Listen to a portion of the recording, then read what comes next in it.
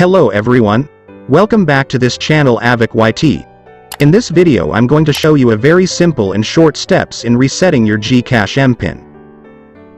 If you forgot your MPIN, just tap Reset MPIN.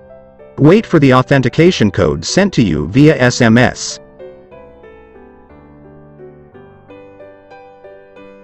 Then enter the code to verify authentication.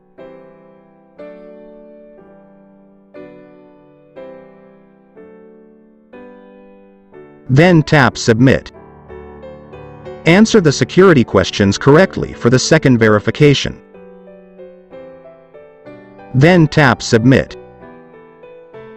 You can now set your new MPIN, then submit.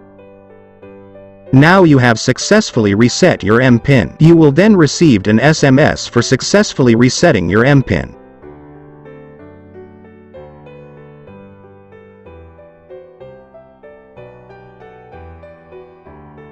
You can now log in to your GCASH account using your new MPIN.